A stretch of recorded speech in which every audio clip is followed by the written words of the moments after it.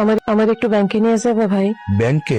আপনি ব্যাংকে গিয়ে কি করবেন? আমার ভাই তো বিদেশে মারা গেল, তুমিও কোনো কাজ কাম করো না, সংসারটা চালাম কেমনে কও? মেয়েদের স্কুলের বেতন, আমার ওষুধ পাতি, কত কিছুর খরচা আছে, এগুলো তো দিতে হইব। ভাবছি ব্যাংকে গিয়ে তোমার ভাইয়ের অ্যাকাউন্টে যে টাকাগুলো আছে ওগুলো তুলে নিয়ে আসো। ভাবি, ভাইজান মারা গেছে ঠিক আছে, তো তার অ্যাকাউন্টের টাকা আপনি কেমনে তুলবেন? তোমার ভাইয়ের অ্যাকাউন্টের নমিনি তো আমি, আমার নামে দেয়া না, আমি তো টাকা তুলতেই পারবো। ভাবি, আপনি ভুল জানেন, ভাইজানের অ্যাকাউন্টের নমিনি আপনার নামে না, আমার নামে না? তাহলে কার নামে? আমার নাম। কি? আমার স্বামীর অ্যাকাউন্টের নমিনি আমার নামে না তোমার নামে? অসম্ভব, এটা আমি বিশ্বাস করি না। বিশ্বাস না হলে এটাই সত্যি বৌমা, বড় পোলার ব্যাংকের অ্যাকাউন্টের নমিনি আর ছোট পোলার নামে। আম্মা, আপনিও একই কথা কইতেছেন? আপনার বড় ছেলের অ্যাকাউন্টের নমিনি যদি আমার নামে না হয়ে আপনার ছোট ছেলের নামে হইতো, তাহলে তো আপনার বড় ছেলে আমার একবার হইলেও বলতো, সে আমার বলে নাই কেন? বলে নাই, কারণ তুমি শুনলে ঝামেলা করতা, আমার পোলা মাথারা চাবায় চাবায় খাইতা, তাই আমি আর শাহিন মিল্লা ওরা না করছি, আর তোমার না কয়। আপনার বড় ছেলে গতবার যখন আসলো, সে তো নিজে আমার বইলা গেছে যে তার অ্যাকাউন্টের নমিনি আমার নামে, তাহলে সে আমার সাথে মিথ্যা কথা কইলো কেন? মিথ্যা কথা কইছে কারণ আপনার স্বামী আপনারে বিশ্বাস করে না, সেই জন্য। আমার স্বামী আমারে বিশ্বাস করে না, আমি তার স্ত্রী, আমারে বিশ্বাস করবো না কেন? আমার জামাই আমার নামে নমিনি না দিয়া তোমার জামাইয়ের নামে নমিনি দিয়ে গেছে, এটা আমি বিশ্বাস করি না।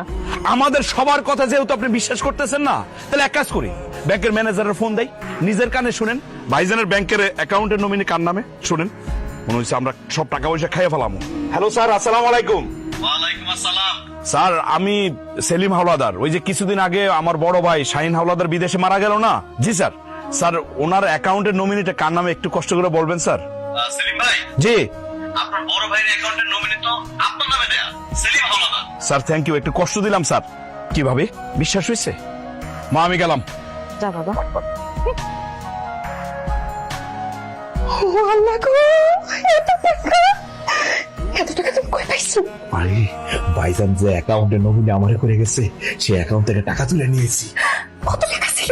3.5 লাখ টাকা উঠে নিয়েছি, যাতে ভাবি কোনো ঝামেলা করতে না পারে। একদম ঠিক কাজ করছো, খুব ভালো করছো। আমার কিন্তু তুমি শাড়ি সুমাল কালি লিপস্টিক সব আরে আস্তে কথা কও না, ভাবি শুনতে পাইবো তো। সেলিম, ঘরে আসো। ভাবি, এই কিছু খাইতে দুধ ক্ষুধা লাগছে, কিছু বলবেন ভাবি? তোমার ভাইয়ের অ্যাকাউন্ট থেকে তুমি যে টাকা তুলে নিয়ে আসছো, তুমি আমারে কইছো? বললাম বললাম ভাবি, আমি ভাইজানের অ্যাকাউন্ট থেকে টাকা তুলছি, এটা আপনি জানেন কেন? তুমি যখন অ্যাকাউন্ট থেকে টাকা তুলে নিয়ে আসছো, তখন আব্বা তোমারে দেখছে, তুমি কও নাই টাকা তুলছো। তাছাড়া আরো দুজন আমার কানে খবর দিছে। তুমি যে টাকাগুলো তুলে নিয়ে আসছো ভাই, আমার স্বামীটা মারা গেছে, মাইয়াটা ছোট, মাইয়াটার ভবিষ্যতের কথা তো চিন্তা করবা। তুমি টাকাগুলো আমারে দিয়ে দাও, তোমার যা খরচ লাগে আমি তোমারে দিতেছি।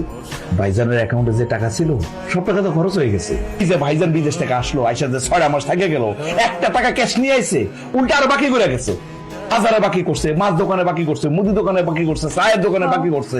এই যে 6 মাস থাকলো, 6 বার যে চুল কাটছে, নাপিতের দোকানও টাকা বাকি রেখে গেছে। আমার স্বামী কেমন মানুষ ছিল আমি খুব ভালো করে চিনি, কিন্তু মিথ্যা কথা কইবা না। আমার স্বামী থেকে কেউ কোনো টাকা পায় না, সে কোনোদিন কারো কাছ থেকে বাকি খায় নাই। ভাবি, আপনার জামাই বাকি না খাইলে কি মানুষ এমনি টাকা চাইছে? আপনার যতটা মনে করেন আপনার জামাই কিন্তু অতটাও ভালো ছিল না। মানলাম আমার জামাই বাকি খেয়ে গেছে, তার অ্যাকাউন্টে 3.5 লাখ টাকা ছিল, বাকি বারটা শোধ করে তো তোমার এত টাকা শেষ হয়ে যাওয়ার কথা না। 3.5 লাখ টাকা?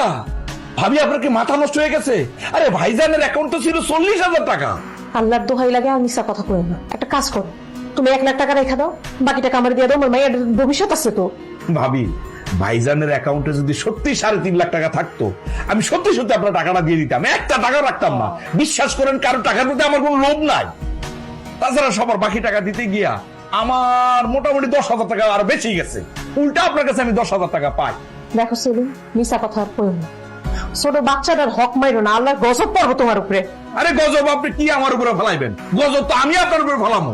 শুনেন, আমার ভাই ব্যাংকের নমিনি আমার নামে করে গেছে, তার মানে আমার ভাইয়ের ব্যাংকের যত টাকা আছে সব টাকা আমার টাকা আমি যা খুশি করবো, যেমনি খুশি এমনি উড়ামো, সেই কফিটা আপনারা দিয়ে দিব।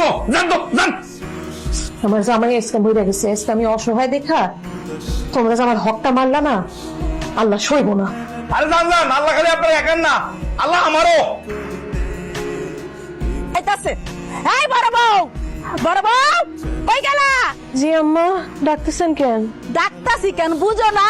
বেলা কয়টা বাজে, এখন তো রান্নাই বসাও নাই। আমরা সবাই মিলে কি না খায় থাকবো? রান্না বসাও। টাকা নাই দেখে ওষুধ কিনতে পারতেছি না।